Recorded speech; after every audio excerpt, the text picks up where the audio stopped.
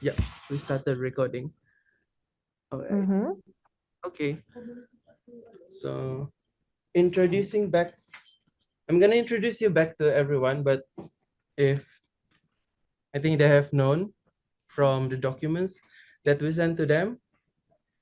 So Liz is, as everyone know, for these 3 days, is a very close friend of Ken, who you know, and also the founder of the Gaia Foundation. And what is interesting that I read is you've created a method of reviving indigenous knowledge and practices, which is very close to me, which I do in my work that I do. Oh, lovely. So we would like to think hear more from you, but before that, I'll also like we'll let you know like what we did over like these 3 days or Mm-hmm. today. So we just got back. Everyone just got back from a nap. We we Good. we have this session where we do nap to as a method to um, rest rest as a practice, resting for our ancestors, resting for those who came. Oh, beautiful. And we also did a short program to look into like what we did for the last 3 days in our topics of Mm-hmm. earth-centered governance and also regeneration practices, where Mm-hmm. it's involved, the stories are involved, the system. We look more into like the system and how the system goals can be changed. Yeah, so that's what we did over this morning and that few days. So would like to Mm-hmm. about you. You'd like to, sorry, the line just went then. You'd like to what? I'd like to hear more about what you do. Uh, Sure. yes.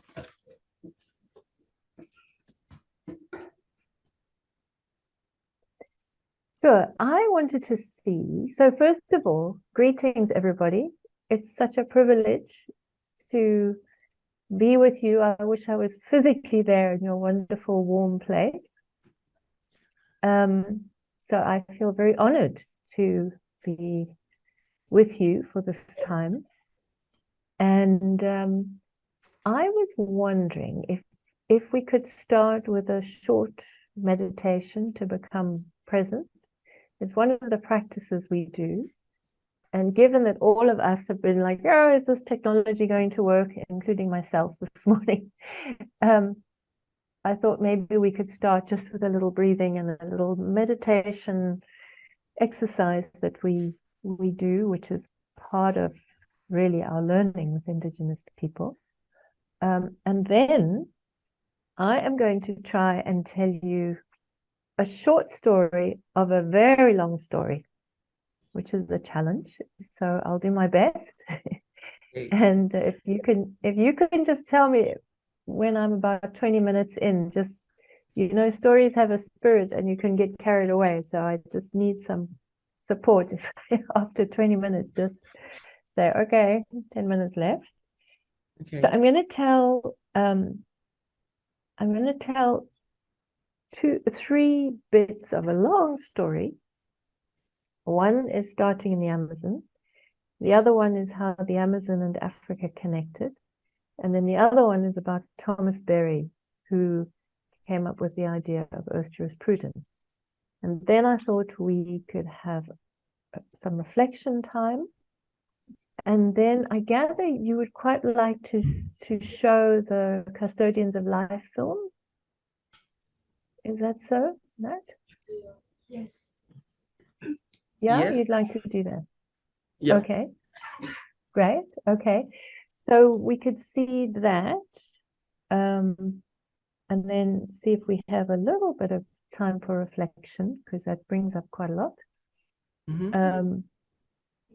So we'll see. And then I've got a lovely poem to end with. But see how it goes. And if you guys can just keep me on track, because I can get carried away. All right, Is that sure. okay? So also Good. moderating with me is Nat, my colleague Nat here. So both of us Great. will be We'll having this keep an eye conversation. on me. Yeah. And I can see on your video it's TCR Media Productions, but I didn't get your name. Oh, I'm sorry. Okay. That's my bad habit. So my name is Noel. Noel. Yeah, Okay. Noel. And Great. also with me is Natasha, Yeah. who will be Great. moderating the session. Wonderful. Yes. Okay. So you guys keep an eye on me, okay? All right. Okay. Right. So let's start. Are you all happy to start with a little meditation? Because I can see we're all still settling a bit. Is that a good idea? Yep. I think it's a good idea. Okay, cool. So I can see some of us are sitting on the floor and some of us are sitting on chairs. So if we can just get comfortable wherever we're sitting, and if we could sit as straight as we can with our spine straight. So if we can imagine we're a puppet on a string, and so the string is holding us up and our shoulders are dropping nicely down, and we're sitting comfortably and firmly on our chair or on the floor with our legs relaxed, our shoulders relaxed, our arms relaxed.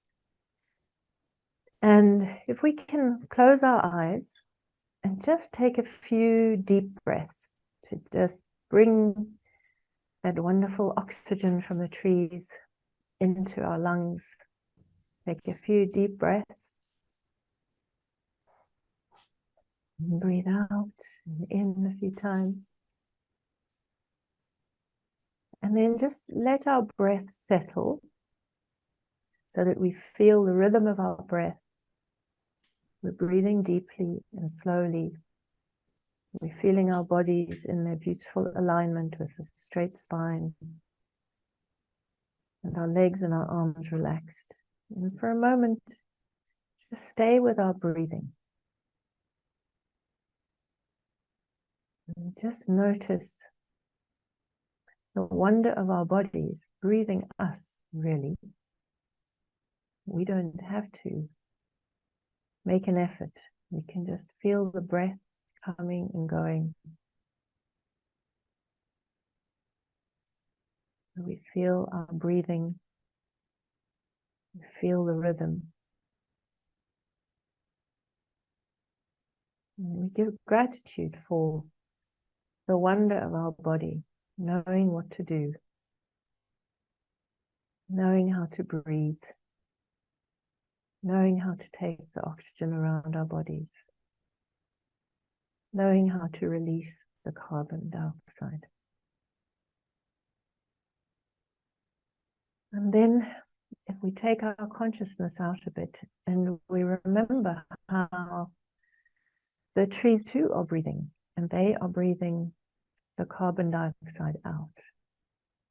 Sorry, the oxygen out for us to breathe in.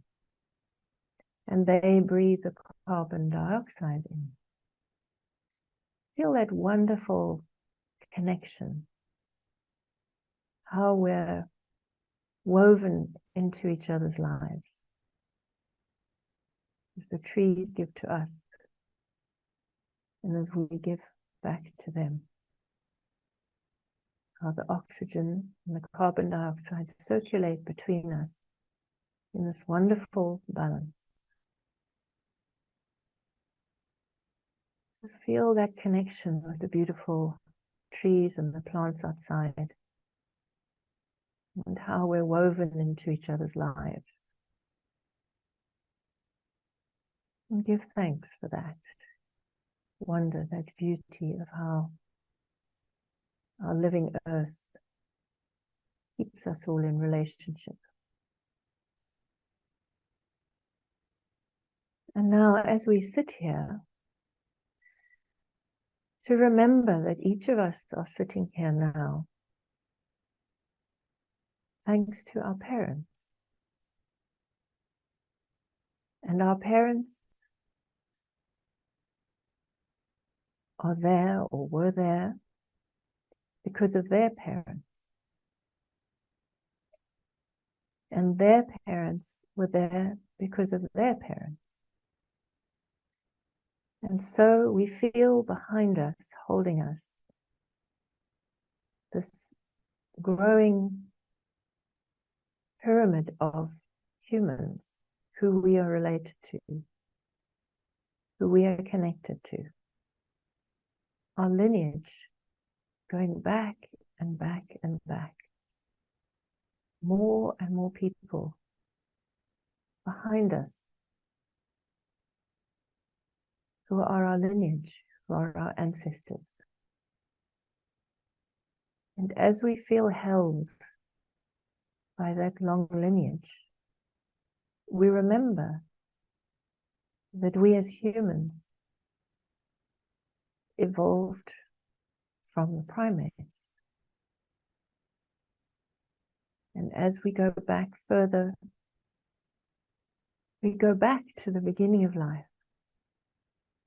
to the first cell, all of which are in our lineage, all of which journeyed over huge amounts of time, feeding into who we are now sitting here. Feel the strength of energy that comes into us from that long, long journey of life, from the first cells to all the different forms of life that led into our human lineage and into ourselves. For a moment, feel the wonder of that. Feel the enormity of that long, long story of Earth, of Mother Earth, who holds us now as we sit here.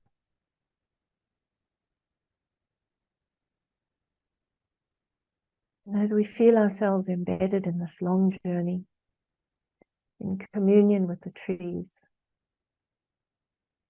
and in communion with our bodies that hold us healthy and firm at this moment. And we give gratitude for these wonders of life.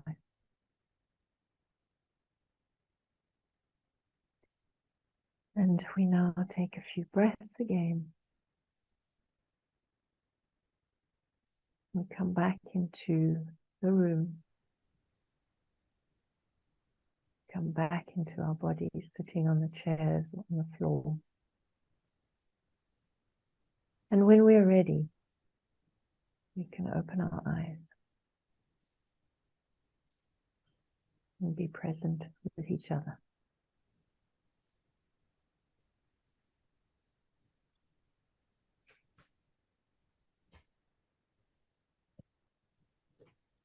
Okay. Beautiful.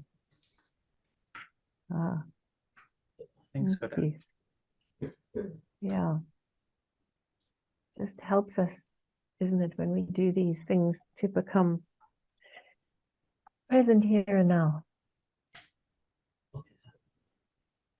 So now I'm going to begin with the first part of the story. And as I said, it's a short story of a long one. So it begins with me finding myself sitting in the Amazon forest, which I think you all know, way over on the South American continent, with a group of shamans and indigenous people, a small group of about 6 or 8 people, and a few friends. Somebody called Martine, who had been visiting the indigenous people for quite a number of years. And they had asked him to bring a few friends who he trusted to sit with them because they wanted to talk to us about what they were worried about. And so Ricardo Marin was one of the big shamans in the area who I got to know very well. And he was holding the group of shamans, and they shared their concerns with us. They said, we've called you here because we've been thinking amongst ourselves and talking a lot about where we are right now with our people and with the forest. We're finding that we are really concerned whether our traditions will continue into the next generation. And we're seeing our forest disintegrating, our rivers not holding the fish that they used to hold. Our communities are also disintegrating. And so we are really concerned. Are you okay? Am I hearing okay? Are you hearing me okay? Yes. Yes, we are. Okay. I'm speaking loud enough. Okay. Yep. Very. So he said, we're really concerned about what is happening. And we want to share with you what we're seeing. Because as you know, Martine, who they knew, the missionaries have come into our territory and they've set up their churches, they've set up shops. And they've also taken our children off into what they call boarding schools. And so what we're seeing is that our children are not learning about our traditions. They're not learning with us anymore. And they're learning these ideas that when they come back, they don't respect our traditions. They don't respect our traditional ways. In fact, worse, they see us, the shamans, as working with demonic ideas. We're working with sacred sites, working with our ancestors. They're told that this is bad, that this is evil. And so it's separating us from our children, and they're becoming foreign to us. And they're not following our traditions. They're not interested in our tradition. And these missionaries have also brought foreign crops, crops that we don't know, that the soils don't know, crops that we have never eaten before, but we're losing our own. Because as our people go to the church, so their minds start to change. So they start to reject our traditions. And they start to believe in the God of the missionaries who say that's the only way. And so we're also losing our sense of community, that there's some people who've become very influenced by the thinking of the missionary people. And we as the shamans and the people who are responsible for our community, we're not able to do what we're meant to do anymore. And we cannot influence our people anymore. And because of the church, the people go to the church, and then in that way they access the shop. Because of that, there's more and more people coming to stay in the different places where the church and the shop is. And that means there's too many people living together in one place in the forest. So the forest is being destroyed because there's more and more gardens, too many together. There's fishing in just a small area, and the fish are going with the people in their next generation, people who are incarnated at this time. But they had seen how the people in the Amazon had found a way to reconnect their people to their ancestry.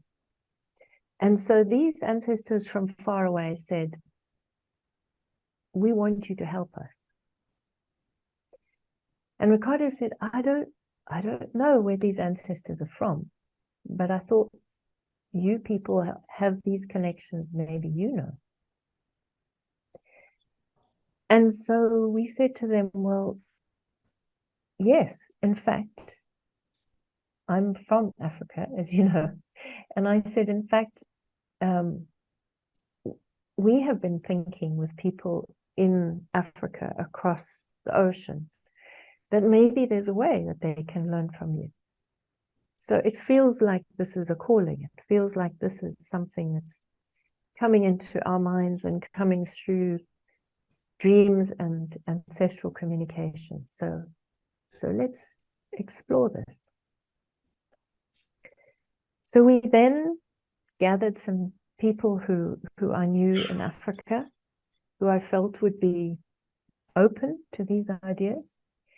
And we took them over to meet Ricardo and the other shamans. And it was in that meeting, that gathering, that Ricardo and the other shamans explained what their journey for the last 10 or 12 years had been and where they were at that point. So Ricardo explained to our African friends who were, some of them were lawyers, some of them were Songomas, like shamans, spiritual leaders from here, and some community people. It was a mixed group, just a few. It was about, I think, 8 people. And so Ricardo and the shamans explained how they did not know whether it was possible to revive their traditions, but they began the journey. And he said, we began. And what I'll explain to you is what we learned about how to bring back our tradition. And he said, first, we started with a very small group of people, of shamans and spiritual leaders and women who felt a deep concern and pain about losing our traditions and losing our community and our forest. And so from that deep concern, we reflected on how it used to be. How did we used to live when we were back in our communities, when we were back in our malokas, which are these big communal houses, which I know you have in Sabah and other places, big communal houses, round, some of them square, some of them from different traditions. And everything in that communal house has a meaning, symbolizes the universe, or symbolizes parts of the way the forest is organized. And in the center of these big malokas is the spiritual place, the place of connecting with ancestors. And so these malokas, which had started to disappear with the missionaries, we had to remember how we built them. Some of us still remembered, but many had forgotten. So we spent a lot of time remembering how did we used to build them, what was the meaning of the structures of our maloka. And as our memory came back, so our confidence came back that we could do this. But he said what we learned that was so important was the depth of our conversation with people who were deeply concerned and connected with our ancestors started to draw in others. And he said we had people coming, some of our people had left when the missionaries came, and some of them had gone to other countries, and they came back, they were drawn back. And some of the people in our community who we thought we'd lost wanted to come and wanted to participate. And he said, so we learned that the power of this deep knowledge, it calls the spirit of people. It's not by talking to them and persuading them. It's by these deep conversations that have an energy to draw others in. So he said, we continued regularly to gather and to reflect and to remember and to see if we could start to bring things back. And as we did this, so people started from the community, our different people started to come and to join us. And he said, eventually we got to the point where we were able to go back to our original places where our malokas, our traditional houses were, along the river, because we were dispersed along the river before the missionaries came. So we started to go back to our ancestral lands. We were able to build again our malokas. He said the women were reflecting on the seeds and the crops that they used to have, the meaning, the rituals around them. And then they would remember that somebody had a few of the old seeds left, and then they'd share them, and then they'd bulk them up. And so slowly the seeds started to come back. And so when we moved back to our different places along the river, we re-established our traditional gardens, and we did the rituals to open them in the forest and to welcome back the seeds into the forest.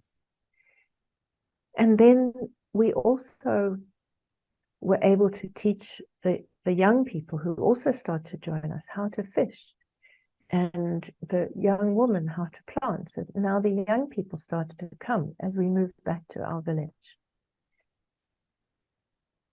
And we also were able to, after a while, to bring back the way our rites of passage for the young people, so that they learn the ways of becoming an adult, so that they learn the laws of the forest, which are the laws that govern us. And so those have come back too in our different communities. And he said the other thing that we did, which was a lot of work, was we realized that now we do need schools, but we need our own schools. And in order to to really think about what kind of schools do we need, because things have changed. We didn't used to have schools. Our children would learn from us as we did things. But now we're facing a different world. So he said we work together with our friends from the outside white world to understand what is this idea of school, where you put children in boxes and you shove information into their minds. Is that really, where does that come from? And so by understanding the story of origin of how these things called schools emerged, we were able to also reflect on how we see education. And so we have developed now our own schools where our children learn in the forest. If they want to learn about fish, then they go and they go to the river and they learn how the fish behave and what they eat, and they learn how to fish. And then we do introduce things that from the white world. We do introduce mathematics and Spanish, foreign language, but we need to learn how to communicate with the outside world. So we have integrated some of the things that we feel we need our children to learn from the outside world. But by going and learning about fish, they can learn about mathematics. They can count the bones of the fish. So for us, a school is a living experience, because we believe that our children are born with a calling, with a gift, and we need to nurture the gift out of our children and not fill them with information as if they've got nothing in their mind. So we worked hard to develop our own schools, and also with health. The idea that a sickness, you just take a pill, is so foreign to us. For us, if a person is ill or if something is going on in the community or in the forest, it's a sign that something's out of balance. And we need to find out what is the imbalance. What's the cause of the imbalance in the person, or if something's going on in the community, or if there's a disturbance in the territory. And then we see what medicine is needed. It could be a ritual, it could be a plant medicine. And that's part of our governance, because our governance is about us as humans governing ourselves so that we live in harmony with our ancestral land, with our forests. And if there's a disturbance, we have to bring the balance back. So for us, governance is everything. Governance is how we manage our healing and our health, how we manage our relationship with the land, how we follow the laws that the land gives us, how we teach our children how to live in the forest and the laws of the forest and the ways of the forest. All of this for us is governance. And it's held by the spiritual leaders who are in communication with the ancestors and with the land and with the sacred sites, which were demonized by the missionaries. But the sacred sites are essential. They're the potent spiritual portals, places in the land. And so our communion and our rituals with the sacred sites are also a central part of our governance.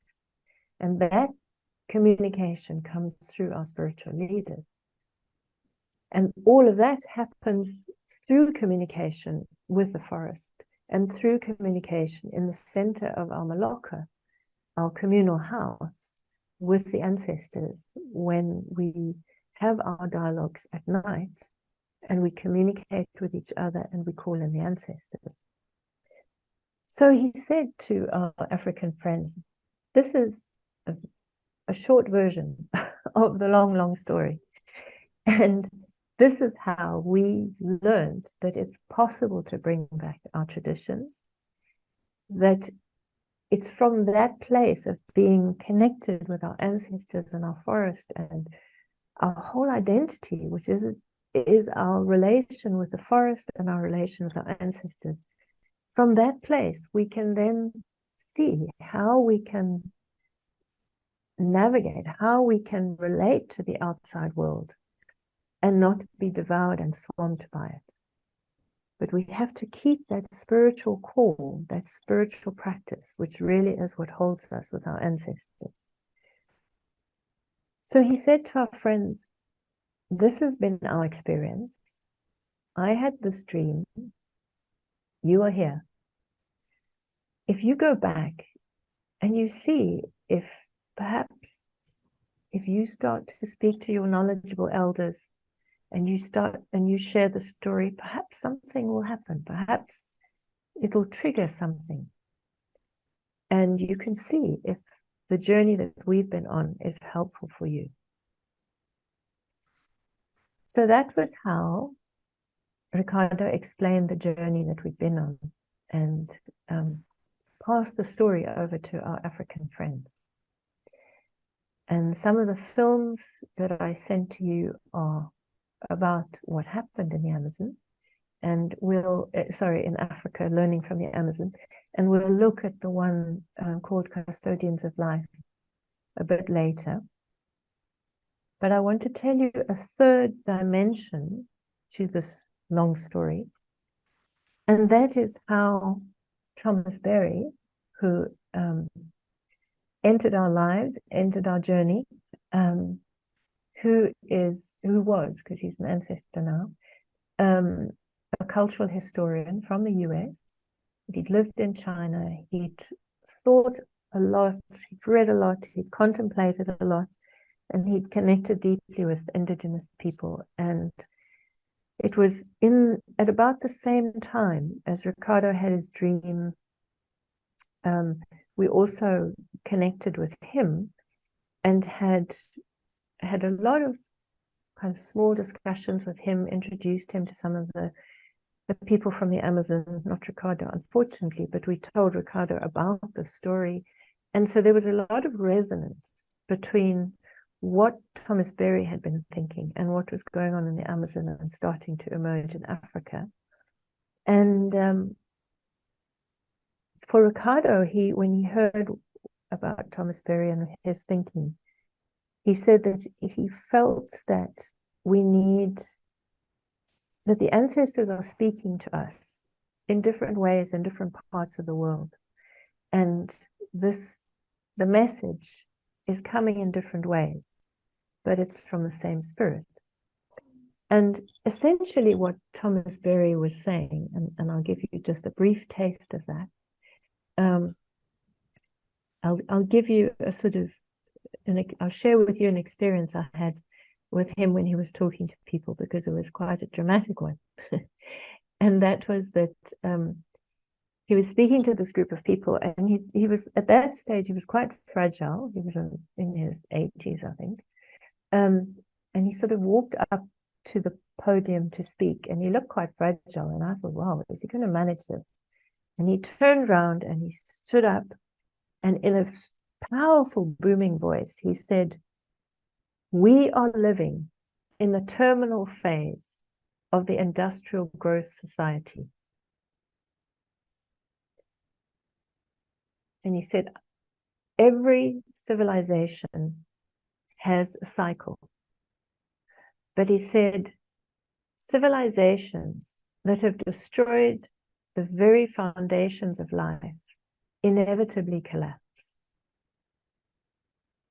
He said, the challenge we face is that this dominant industrial growth economy has reached into the furthest parts of our planet. And so this industrial growth economy is threatening the very well-being, the very life of our living planet. He said this is a very critical and dramatic time for us to be alive. And he said, I believe that we are called, those of us who are awakening, we are called to work to transform our the dominant human-centered consciousness to an earth-centered consciousness. And he said the belief of the industrial system, the two most dangerous, there's many dangerous beliefs, but two really dangerous beliefs of the industrial growth economy are that humans are superior and that nature is a bunch of resources, a collection of objects to be exploited for the benefit of humans. He said it's this belief that is leading to the many crises that we're facing today. And he said this earth consciousness is to come back home, to realize that we are a communion of subjects, that the earth is alive, that every being that exists on this planet has an inherent right to be, to have habitat, to participate in the evolutionary process. And it is completely against life to feel that one species can dominate and obliterate others. So he said, we have to work. The great work is to bring back our consciousness, our connection, our embeddedness in the web of life, our understanding that Mother Earth, our Earth, is the primary text of the laws that govern life on our planet. Our Earth is the primary text.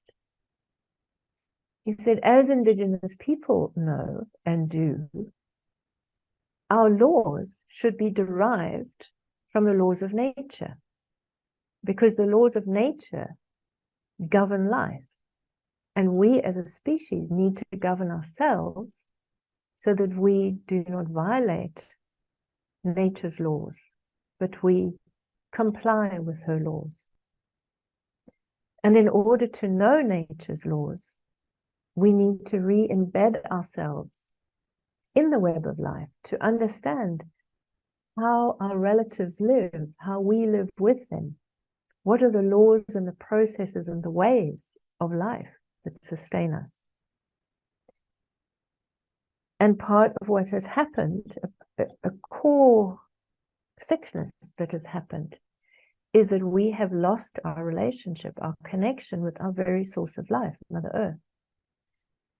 And that's how we violate. If we don't have relationship, we violate. And so he said, we need to learn the language of nature. We need to recultivate our relationship, our embeddedness in nature. And then he said, as Indigenous people say, the law is written in the heart. If we are in relationship with nature, with a tree in our garden, with a meadow, as in the case of Thomas Berry, and something is about to violate the tree or the meadow or the forest we love, it hurts us because we love that place and we cannot allow it to happen. And we see how the deep relationship that Indigenous communities have with their territory, what happens for them is we lose our forest, we lose ourselves. We are the forest, we're part of the forest. So Thomas Berry said, how do we cultivate that consciousness, that relationship? That is really the root of the problem we're facing with the industrial world, is this incredible disconnection, fragmentation, alienation. We come back to who we are as humans when we reconnect with a larger family, the earth community, as he said. We are part of the earth community, and when we cut away from the Earth community, we diminish ourselves and our humanity, as we see, by the destruction and the mayhem caused by this industrial growth economy. So he then advocated for this word Earth jurisprudence, which is really saying the philosophy of law that comes from the living earth. So he said that Earth jurisprudence is the understanding of law that comes from indigenous people. So within our human consciousness, we're able to understand that law is not something that people invent. Law is something, the earth is lawful and ordered. The earth is the primary text. And so Earth jurisprudence is the true nature of law for those living on planet Earth, and not human-created law. And of course, all of this is what resonated with Ricardo and his shamans when we communicated Thomas Berry's ideas. And that's why he's become so important for us, because he wrote this book, The Great Work, which critiques what he calls the petroleum era. And as somebody from the industrial world, critiquing the industrial world, he knows how to communicate to those in the industrial world, to appeal to an awakening consciousness and to a sense of understanding, or at least respect for indigenous ways, and hopefully an inspiration to learn that we as modern humans also have our indigenous ancestry that we can draw on. Now, I think I'm going to stop there because I'm worried about time running away, and I've been talking a lot. So my suggestion is that we reflect a bit, and then maybe at the end I can draw together just some of the practices that we do and that we teach our people here to try and really get back into that embeddedness in nature, in the ancestral world, and in human community. But let me stop. I'm getting tired of my voice. All right. Yeah, thanks for your story. I like some of your stories really related very much close to me, to like what happened like in previous weeks to where I went. But I don't know if anyone wants to reflect first. I will talk long.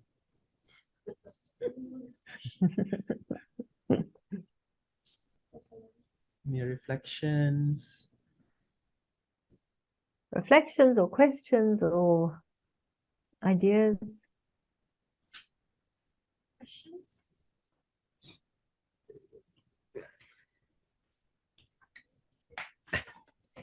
Hi, Liz. Mm. Hi.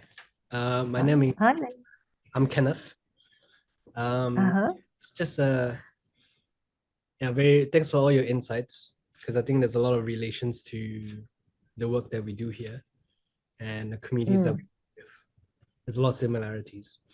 And I just want to touch on, you were mentioning, the industrial era, right? How basically development is, the new age of life, but now we're trying to revert back and slow down a bit.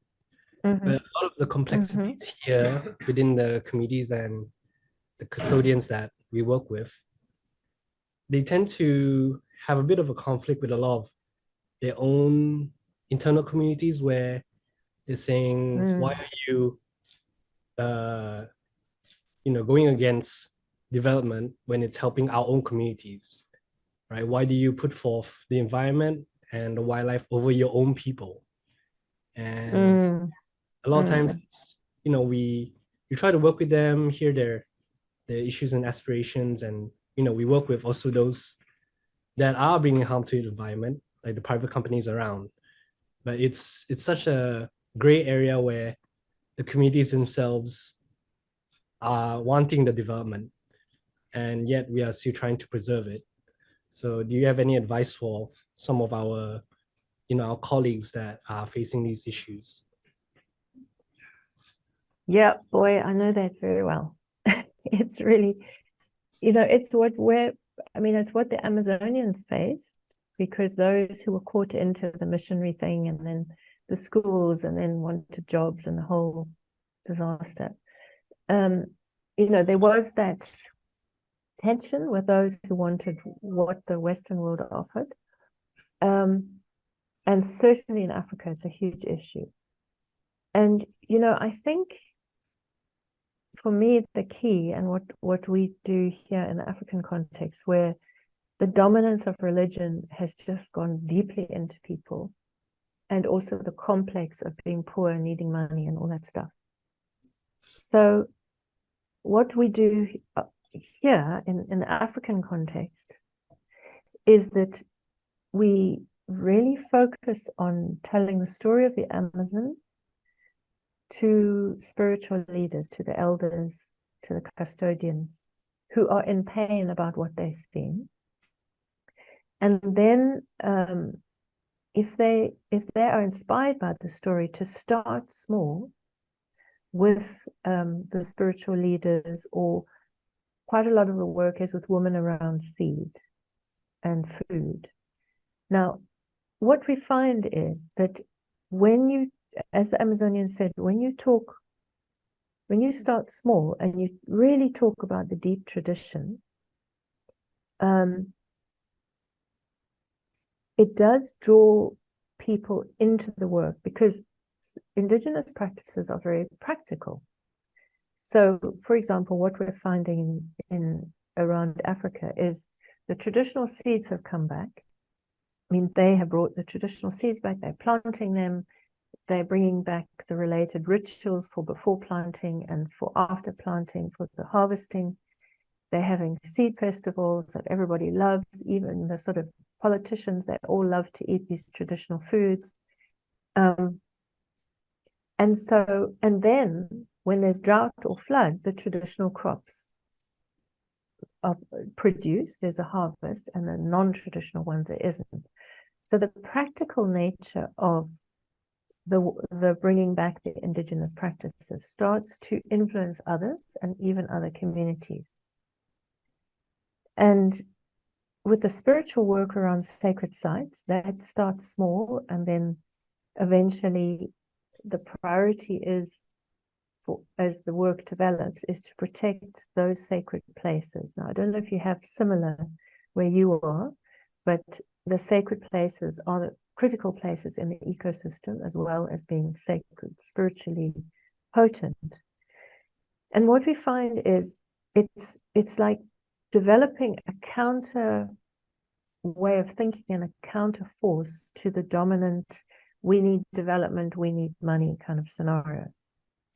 And what they find is when they have their traditional crops, they have enough food, therefore they save money because they're not buying the seeds and the fertilizers.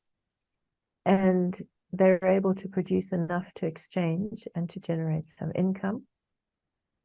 And in some of the communities, the traditional crafts have come back.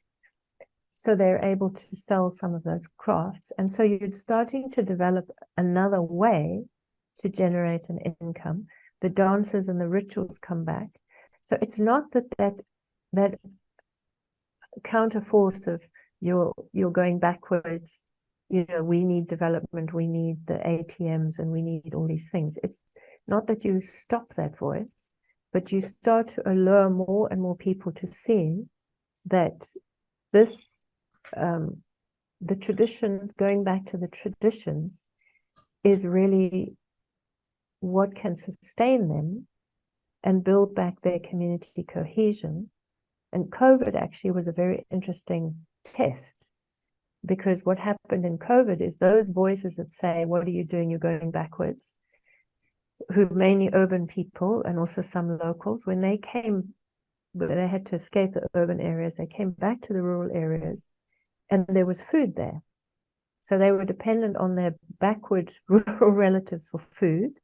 By then, the elders and the shamans were much stronger. And so they said, we need to do a ritual to protect the land and to protect us from COVID. And even though non-believers in the tradition offered something for the ritual, So it's a slow and difficult journey, we find. It's not easy to deal with that counter voice, but the stronger the traditions we have found, the stronger the traditions come back, the more of a counter force it provides for that other voice.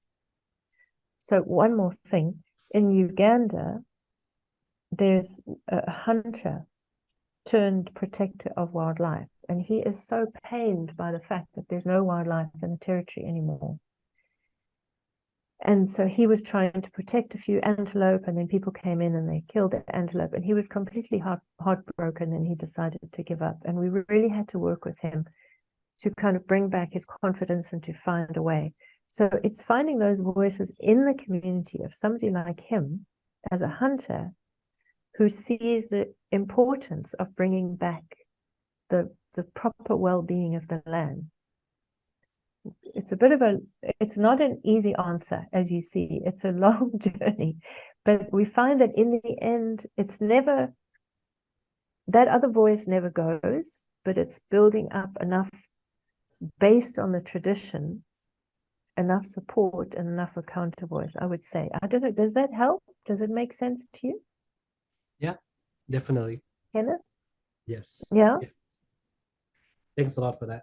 But it's, I mean, I'd love to talk more with you and sort of see in context, because, you know, this is a learning journey for all of us. I mean, we're all facing similar but different contexts. And I think it's really the spiritual core and calling in the ancestors that for us is the thing that helps us deal with the challenges as they emerge. So sorry, if I can say one more thing. Also, when we face challenges, we ask the shamans or the custodians of sacred sites to just dream, think, ask the ancestors, how do we work with this? And it's incredible how ways come.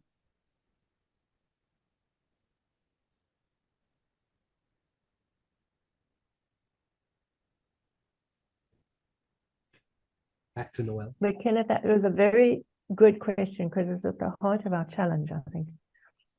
Yeah, it's just a lot of, that's a lot of our project teams are facing. That's kind of why. Yeah, no, one day I'd love a longer conversation, because we can learn from each other. Mm-hmm. Yeah, do you have any questions? I do actually. I have a question, Liz. Hi, I'm Natasha. Hi, Natasha. So a few of us actually watched one of the resources that you shared a couple of days ago, and there was this quote that struck us. So this person in the video, he said, "If we don't share our grief, we will die." And I don't, and I wonder if you're able to help us unpack that a little bit. Yes. Yeah. So what we find is when we tell, so part of our methodology here in Africa, as we're learning from the Amazon, is to tell the Amazon story. When we're connecting with, when I say we, I'm meaning sort of the group that we work with who are working with communities. And so they tell the story of the Amazon to their elders, or to the community. And I've done the same as a white person going into community, telling the Amazon story. And what we find is the response from the community is, it's exactly the same here. We're losing our children. They don't respect us. We've given up hope. I mean, a whole lamentation.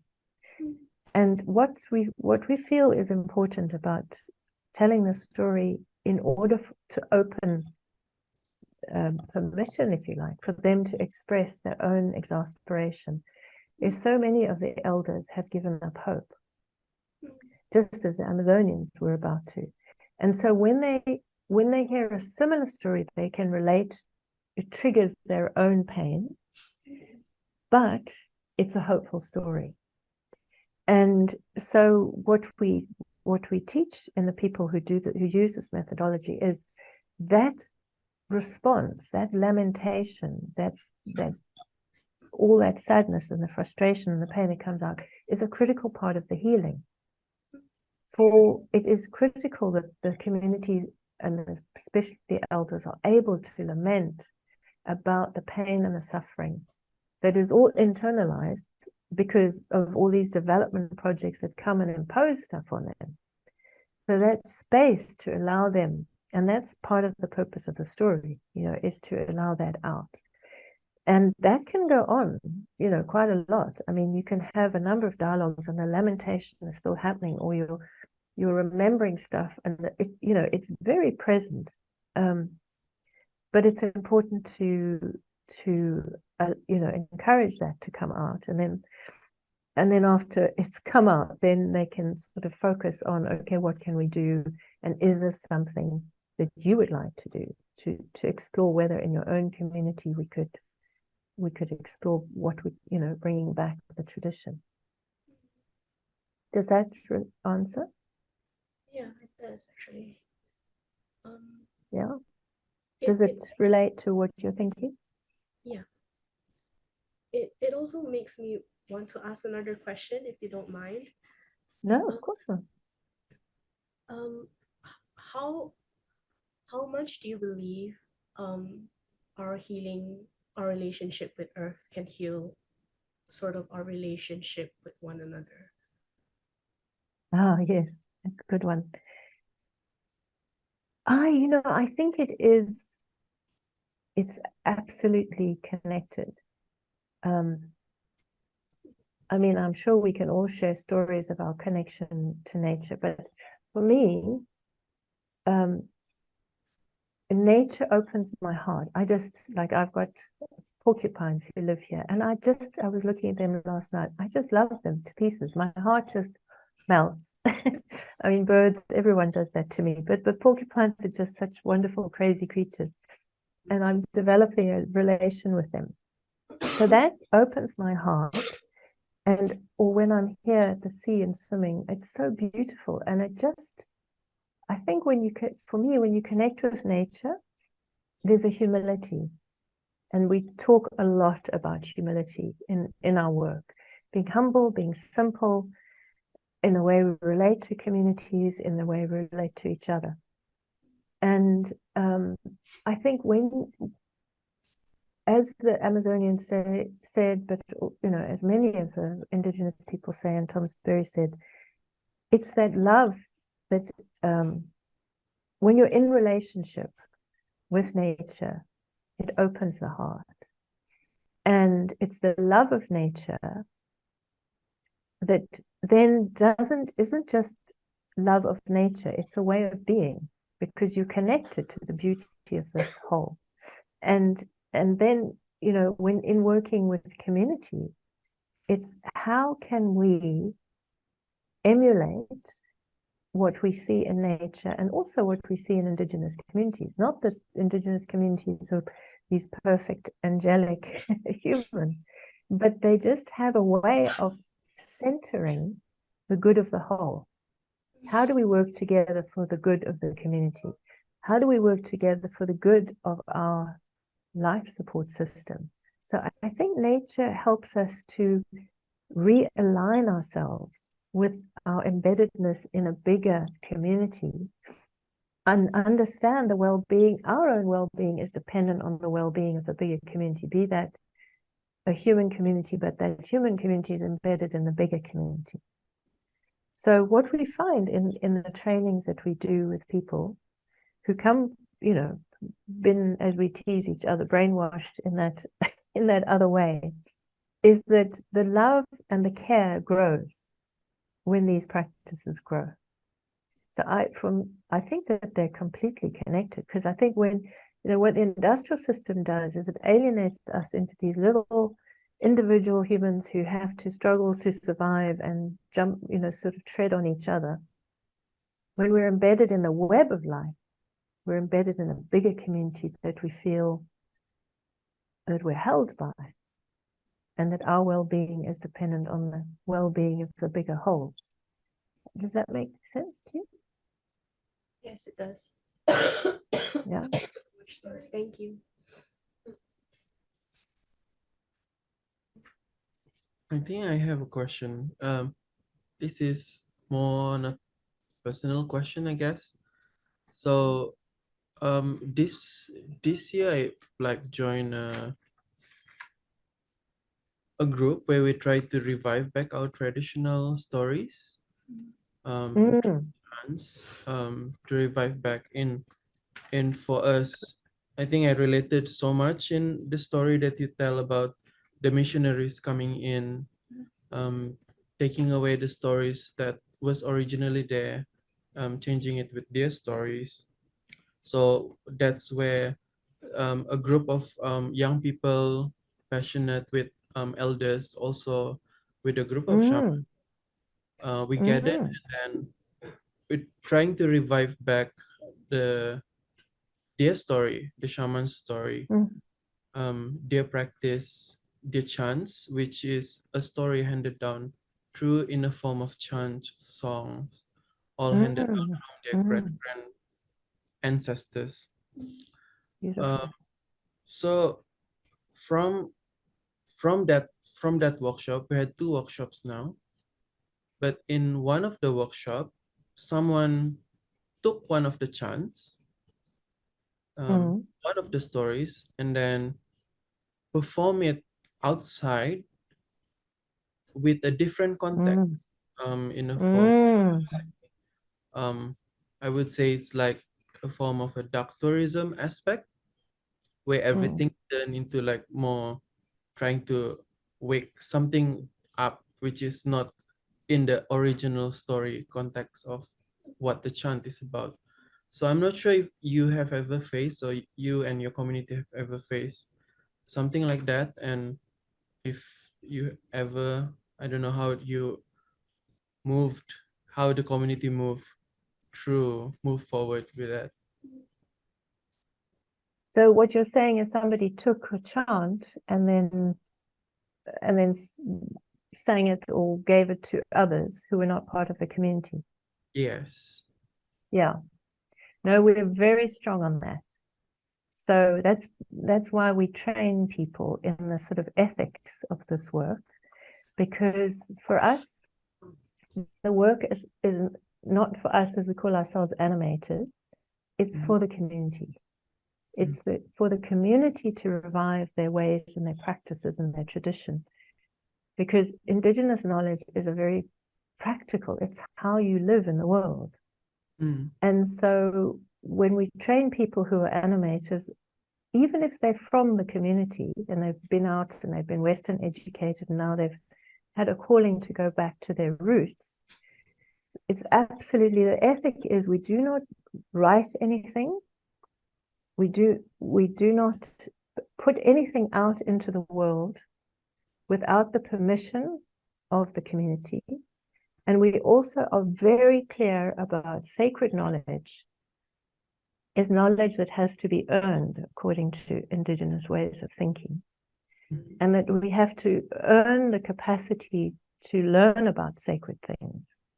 And the elders have to guide that. So it's a completely different ethic from the Western world where you can extract stuff and put it anywhere. And writing, we're very strong on writing because writing freezes the story.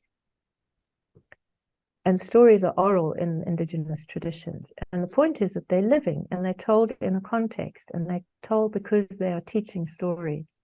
And they're stories that bring, the spirit, the ancestors in. And these are sacred stories.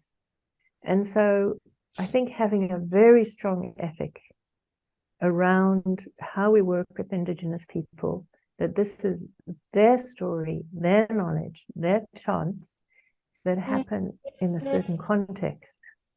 And they are not for the public domain. And, there's all this interest, Indigenous knowledge, this is the best thing. We have to document. And for us, what's the point of documenting? You have to live it. And each culture is different. And so it's bringing that living tradition back to life, which the people do themselves. And we are just accompanying them and learning and having the privilege of journeying with them.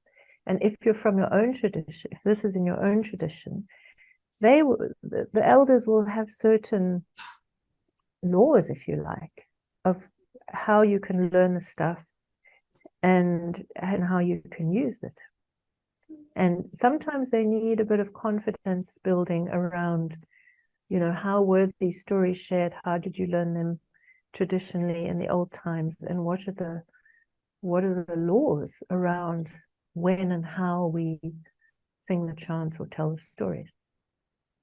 Mm. Does that make sense? Yes, really makes sense. Mhm. Okay.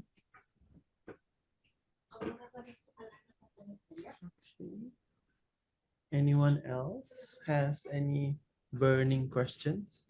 Police. Just two things while people are thinking. Mhm. I'd like to finish with just share a few ideas about how the practices that we think are important. And then do you want to see the film? Or do Yeah. you think that comes later? Or what you decide? Yeah, the film, I think that,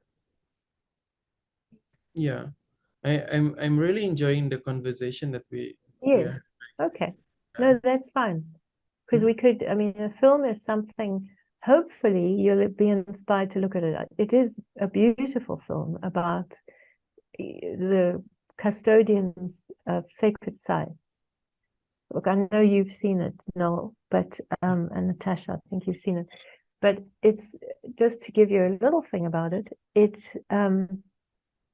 For me, it's very touching to see the film because the custodians of sacred sites, when we began the work, they were so timid they would hardly speak.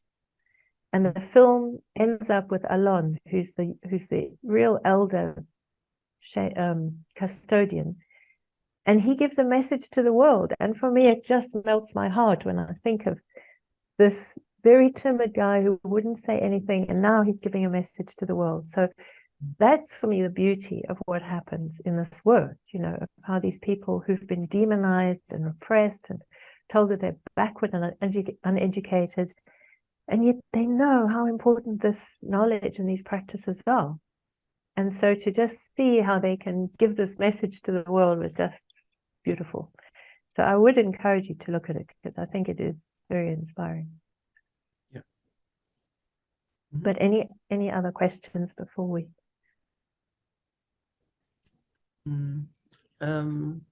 One of the thing I saw in the film, there was this map that they made, circular Yes, map. It was yes, very, it attracted me so much that yes. it's not like the calendar. It's not like the Mm-mm. calendar we always see. Um, can you help us unpack a bit of what the map is Yes, about? sure. And it would be something maybe one day we could do together because this also emerged in the Amazon. Mhm. So just a quick story about that. Everything has a story, as you know. Yes. So after a certain period of reviving the knowledge and the practices, they said that they felt it would be good. This is the shamans. They felt it would be good to find a way to get a picture, an image of the land, of the territory, of the forest, and the order of the sacred sites and the places where the fish breed, the whole, the kind of, the order of the territory. So that's in space. But they said the territory changes over time. So how do we reflect the changes in the territory, which are seasonal changes, which are cyclical changes? So they said there's a calendar. The earth has a calendar, but it's not the calendar in the Western world like this. There's no such thing as this kind of calendar in the real world of nature. The calendar is a cycle. And so we thought and we thought and we scribbled ideas. And eventually we came up with this idea of the circle because the seasons are cyclical. And also how they're concentric circles because at any moment, what is happening in the cosmos with the stars, that also changes over the seasonal cycle. And then there's the weather, which changes over the seasonal cycle. And then there's what happens in the territory. And then the next circle is what humans do. So we plant and we harvest and we save seeds and we hunt and we fish and we do different things according to what nature tells us. When the seasons change, the frogs start to call and we know that now the rain is coming. Or the leaves start to change and we know that this is another indication of a seasonal change. So we read what is happening with the stars, with the weather, with the forest, and that tells us as humans what we do. And then in the middle of the circle, they're the rituals, because we as humans do rituals to mark certain changes in the seasonal cycle. So there'll be rituals before planting seed. There'll be certain rituals that happen in the sacred sites.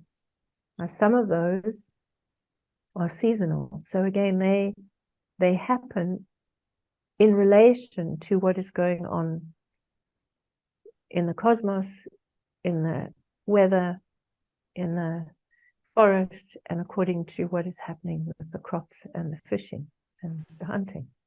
So it's a beautiful image of so they do the maps, which is the land, which is the space, and then the seasonal calendar is what is happening over time.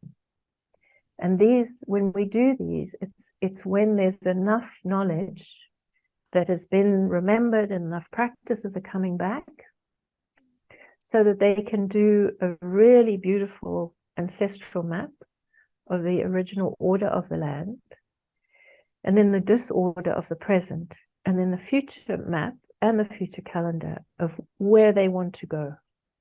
What is their vision of where they want to be? And of course, with the calendar, you have the order of the past, you have the present disorder, which now you have not only, when they do it, it's usually they haven't got all their crops back yet, or the pesticides are destroying the insects, or, there's disorder. And then, and of course, there's climate change. So the future calendar is how do we navigate climate change and climate disruption? So that's in a bit of a nutshell. Thanks for that. Yeah. It's a beautiful ceremony. So we can share that one day, maybe. Yeah. Do you have anything else? So I think no one else have questions. Okay. Yeah. So should I just share with you a few of the practices that we do? Yes. Yeah. Yeah. So, I mean, we've talked about it, but I thought just to draw it together, the thinking of at least the indigenous people we've been learning from is life has 3 dimensions, which are all interconnected. So there's the world of the human, there's the world of nature, and there's the world of the spiritual ancestral. And each culture has a different way of understanding these, but these are the 3 domains, if you like, that interact. And that the role of the human is to govern ourselves so that we are in harmony with the spiritual world and with the world of nature and within ourselves. So one of the things, as you've heard from Thomas Berry and others, and I think we all realize this, is the big disconnect with nature is something we really need to work on and cultivate in ourselves practices that reconnect us and that re-embed us in the real sense of belonging to the web of life, to nature. And there's various practices that I'm sure you've explored and that we explore, but one of them, for example, is what we call a Gaia sit spot, which is where we have a place that we go to as regularly as we can, where we connect with the place and those who live there, the plants, the animals, the insects, and we get into understanding the relationships and the way that place works. And it's a way of having a meditation space to be fully aware, fully present with that community of nature who lives there. And that's a way to learn the language of nature and to understand her laws, her lawfulness. So that's an ongoing deepening practice that really, as I think we've said, sustains our connection and our humility, so that when we speak and do our work, we are coming from that place of real experiential connectedness, and therefore we can talk with authenticity. So that's one area of practice. The second area of practice is around spiritual practice. And of course, we each find our way in that. But for us in the African context, it's going back to our roots, going back to reconnecting with our ancestry, understanding where we've come from, our stories of origin of our people, and cultivating our own practice. So in the African context, we have ways of invoking the ancestors, and that's the practice that we use in this context. But that ancestral connection, are we okay? Yep. Yeah.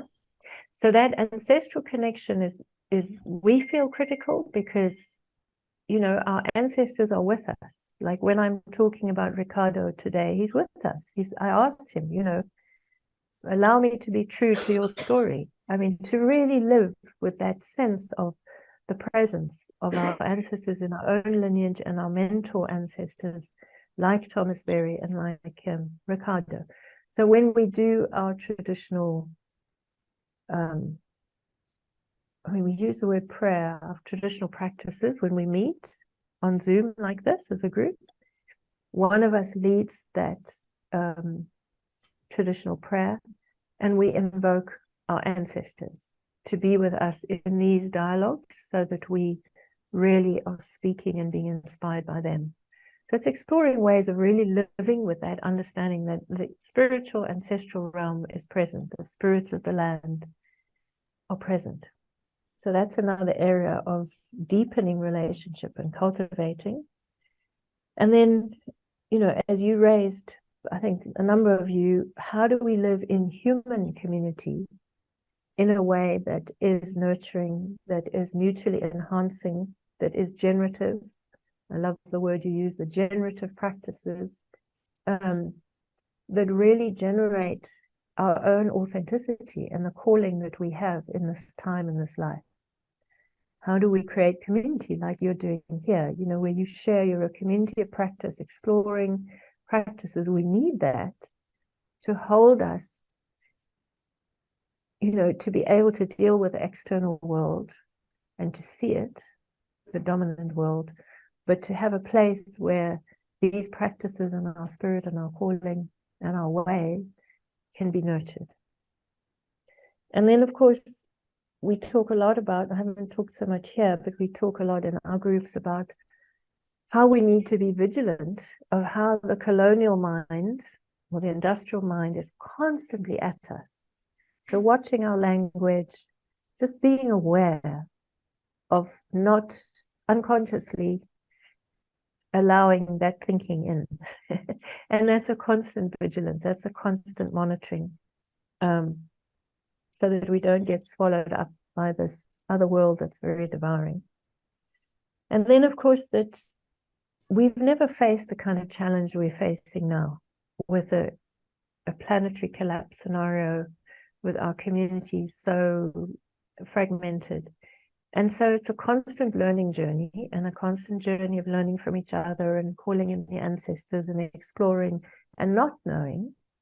but we use a lot the understanding of emergence, which I won't go into now, but it's like with the dialogues or the storytelling, creating conditions where that connection, that interconnection can happen again, because we've been fragmented. So in our learning journey, how do we feel that we're open and present and constantly willing to learn what the universe, what the process is telling us? So that's an antidote to the expert scenario of the Western world. We're never experts, we're always learning. And finally, I want to just quote two quotes. So remember I said the law is written in the heart. And I think that law, when we understand nature, is the primary text. Then when we are in relation with nature, we feel the law in our hearts. And Thomas Berry and others have said a little thing here, which I love, which says, law is necessary where morality has failed. Morality is necessary where love has failed. So I think the essence is when we're in relationship with life, with nature, with each other, it generates a love and a care. And then we act and we think from that place. And that's the law. Simple, really. So those were just a few ideas of how we kind of try and explore how to stay sane in a mad world.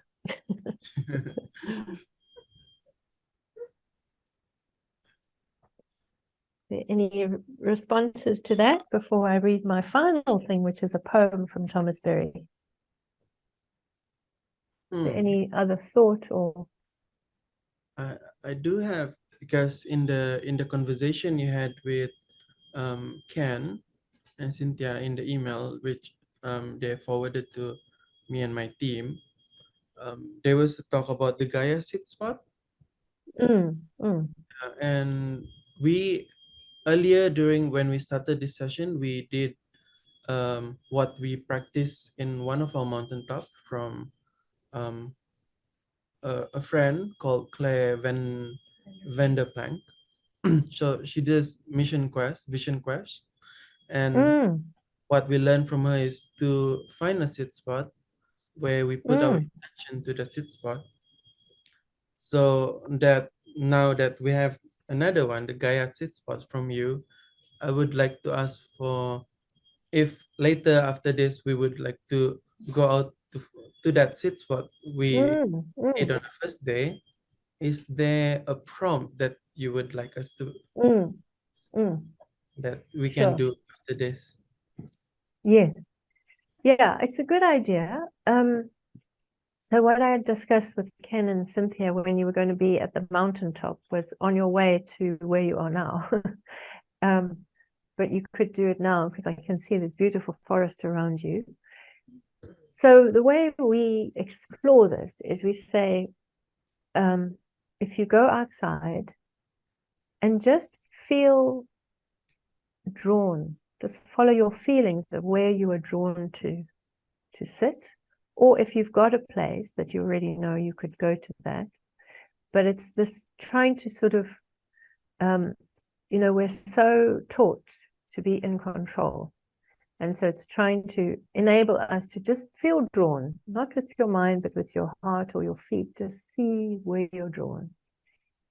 And then just be there.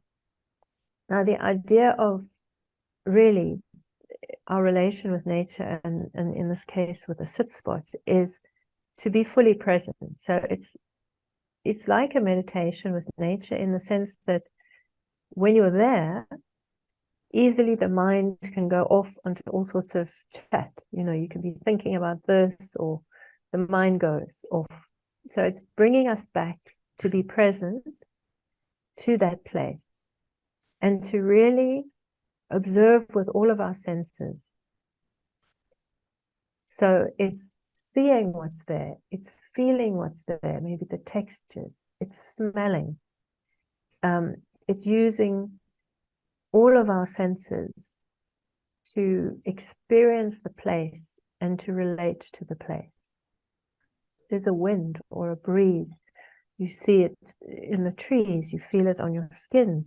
You feel how that breeze is connecting us. You know, just that practice of being as present.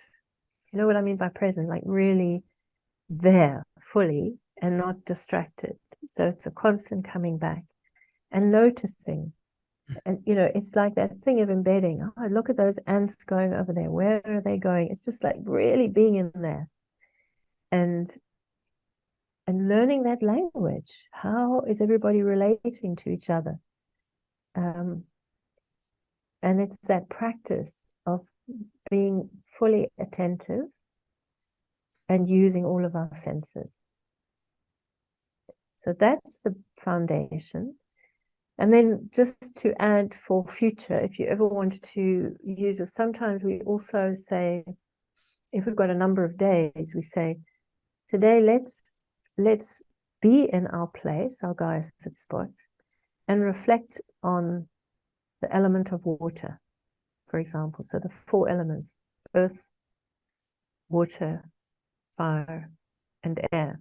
And so over a few days, you can do that. And that just is a little way of guiding you to go a bit deeper into those elements and how they too weave us together. So, you know, one can play with this, but in our regular practice, it's about really being fully conscious, fully present with all of our senses and going into how is this, all these different creatures, how are they relating to each other? What are they teaching us? What is their language? And that we do, I mean, it depends on your timing, but say 15, 20 minutes, something like that. Okay. Yeah. Yeah, Mhm. great. I'd love to see you guys again so I can hear more how it was. Yeah. We'll update you on that. Yeah, I'd love you too. Mhm. Okay, so do you think it's time for me to read you a short poem? Yes, please. Any other questions, or you think we're coming to our end? I know we're a little bit over time, aren't we? Yeah. We're coming to our end. You Mhm. okay? Okay, let me read you this because I think it's just so beautiful. Mhm. So Charles Berry was also a poet. So he says, this poem is to all the children, to the children who swim beneath the waters of the sea, to those who live in the soils of the earth, to the children of the flowers in the meadows and the trees of the forest, to all those children who roam over the land, and the winged ones who fly with the winds, to the human children too, that all the children may go together into the future in the full diversity of their regional communities.